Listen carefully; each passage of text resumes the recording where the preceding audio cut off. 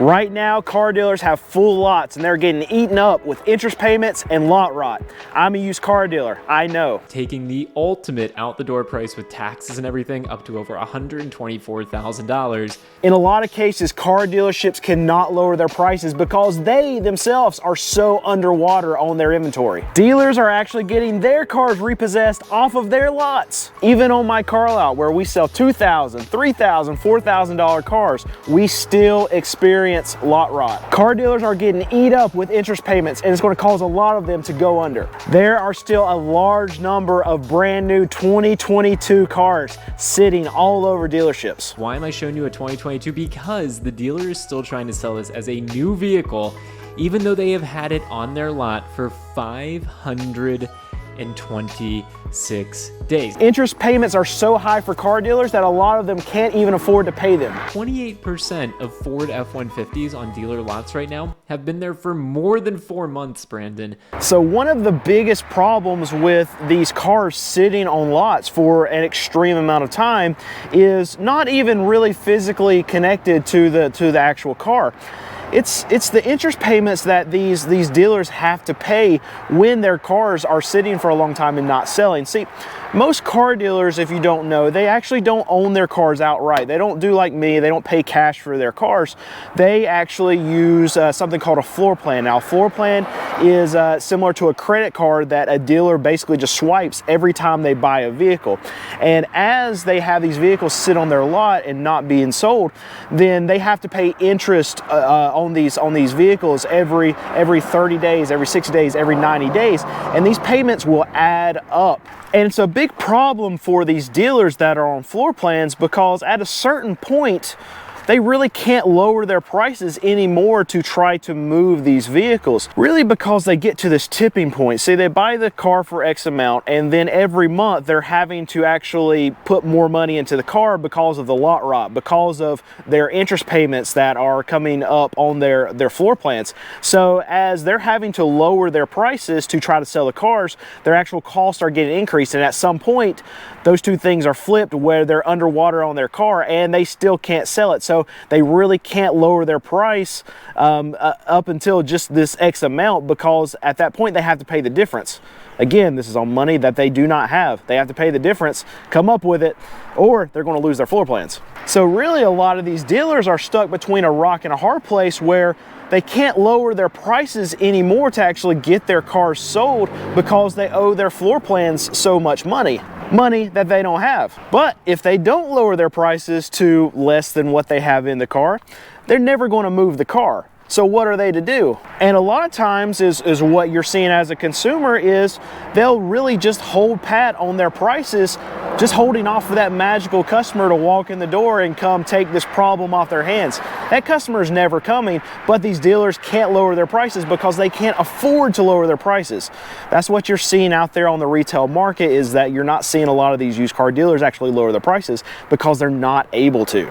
And eventually, what do we see? Well, we're seeing what is actually happening right now in the wholesale market. Wholesale prices are getting absolutely destroyed because a lot of these dealers are not showing up at the auctions. The reason they're not showing up at the auctions is because they have no more credit to spend, or they know that they're not selling what they've got on their lot right now. They don't want to go into any more debt because they know it's money that they can't recuperate. So they're staying away from auctions. A lot of cars through these auctions are getting no sold, and prices on the wholesale level are absolutely getting hammered. And you have a couple different scenarios that actually play out depending on the size of dealership and whether they're selling new or used cars. See, these new car dealers, they have tons and tons and tons of money on these floor plans. So you're having these car lots that have 300, 400 cars that they are actually flooring, and the average amount, we know the average new car right now is like $50,000. So it's very easy for these car dealerships to have millions and millions and millions of dollars on their books that they have to actually pay interest on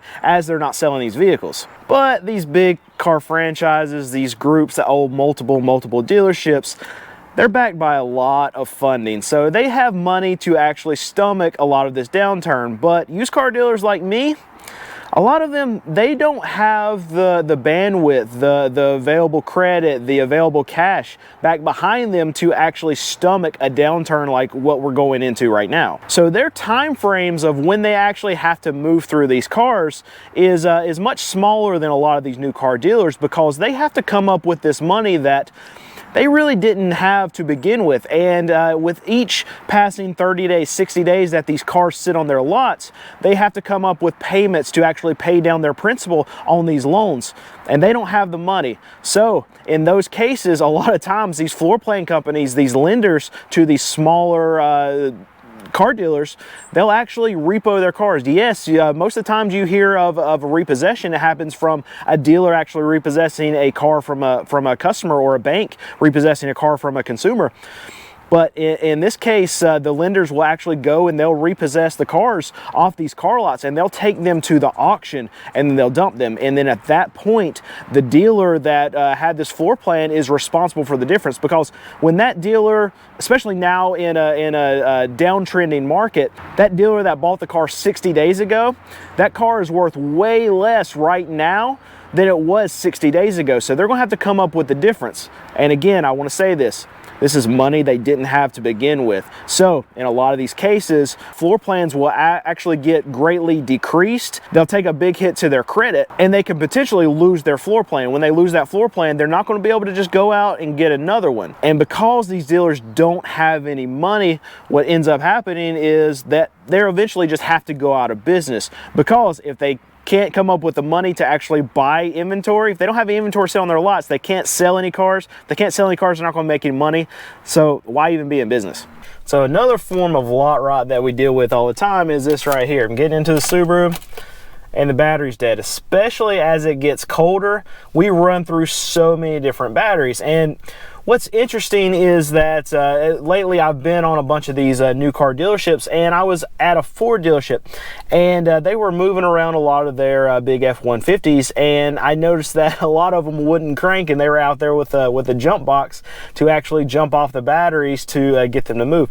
And they're not going to put used or old batteries in these brand new F-150s. They're putting brand new batteries in these things. So these F-150s have sat for so long that these brand new batteries have died, where they have to jump them off to actually move them across their lot. Very interesting. All right, so here at our lot, what we use are these little jump boxes. So there you go, red on red, black on black. Power is on, and let's see what happens. All right, moment of truth. Fires right up. And this jump starter that I'm actually using today is the Top Don JS2000. And I've used this before on a video, and recently have got a question about it. So I'll actually throw a link down in the description below so you can grab one of these.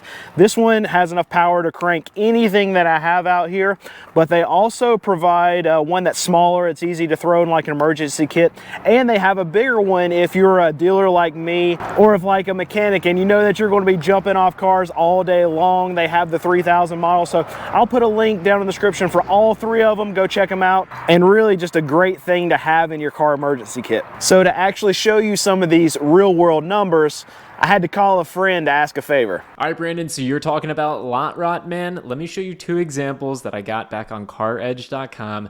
Lot rot to the extreme. All right, first and foremost, we have a 2022 Jeep Grand Wagoneer Series 3 four-wheel drive. Why am I showing you a 2022? Because the dealer is still trying to sell this as a new vehicle, even though they have had it on their lot for 526 days. Now, obviously, you'd think they're going to be discounting that thing to try and move it.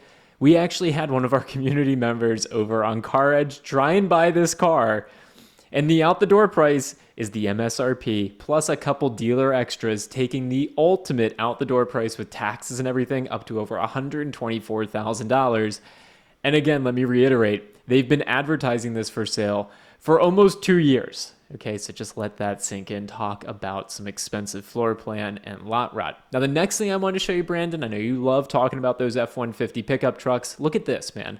There are 91,512 Ford F-150s for sale in the United States of America. New ones, all right? Now, look at this. I can actually go to days on market down here, and I can say, let's just look at those that have been for sale for more than 120 days. 25, call it 26,000 of them nationwide. That's almost 30%, 28%. 28% of Ford F-150s on dealer lots right now have been there for more than 4 months, Brandon. More than 4 months. Look at this, 251 days, 335 days, 155 days, 295 days. Obviously, when we talk about lot rot and vehicles sitting around, we're not making it up, man. The data, it speaks for itself. And what's really cool about these tools that Zach and his team have created is you can use these at home. You can use them in your area to find out from dealerships close to you how long their inventory is actually sitting. So I want to bring you guys inside to show you this is our reward board. This is showing cars that need to be fixed, what we're doing, what the kind of what processes we're running through to get our cars out to our car lot. And as you can see, all of these cars right here, they all need to be fixed.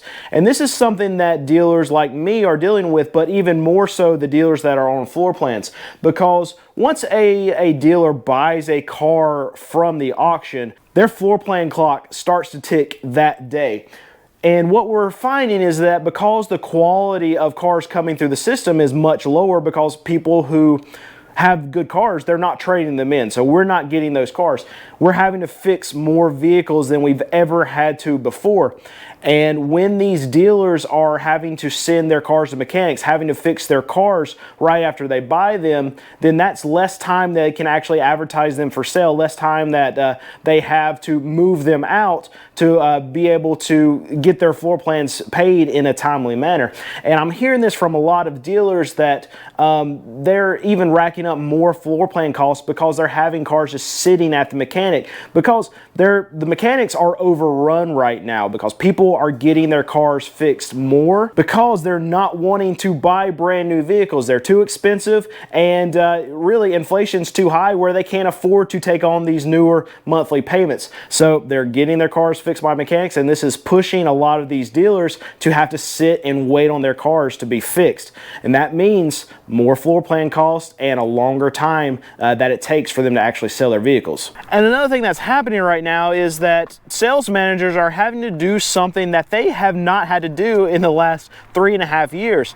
And that's actually inventory management. See, they haven't really had vehicles that they couldn't sell, and because the market has boomed so much in this time frame, a lot of these sales managers, especially if they've only been in the business for a couple years, they never even experienced this, or they've gotten used to where they can just put cars out and then they instantly sell. So they haven't had to worry about moving a lot of this old inventory, so they don't really know how to do it. So I can tell you 2 years ago that there wouldn't really be a scenario where we had a car even longer than about 2 weeks before we actually sold it for whatever price we were putting it out for. But now, even our cars, now we have a car dealership, we sell cars for $5,000 and under, so we do turn cars quickly. But even now, our cars are sitting longer than what they have been. So what we do is that if the car sits on our lot for about 14 days, we're dropping it by $500. We know, because we were a car dealership before the crazy time, so we know how the market is supposed to act in normal times, and we're getting back to normal times. So we know that if we've got a car sitting for a couple weeks, we got to lower it because we got to get it out there. We got new inventory coming in. We do not want to sell on inventory. Even though I don't have any floor plan costs or anything like that, stale inventory is not good, especially in a downtrending market, because these cars that I'm bringing in that are behind me, they're not ready yet. When I'm bringing them into my new inventory, I know I paid less for these, even though I just bought them 2-3 weeks later than the ones that I've actually got for sale on my lot. These were cheaper than those, so they are directly competing with the cars that I have on my lot that I'm bringing into the system right now. So I've got to get the old ones out so I don't have to lower them so quickly to actually compete with the newer ones that are coming in that are cheaper. In real time, nope. Nope. These numbers, and nope. Okay, Brandon, hopefully this works for you, and if it doesn't, you'll tell me. Numbers, I called actually use them at home by yourself, nope, then let's start this whole thing over.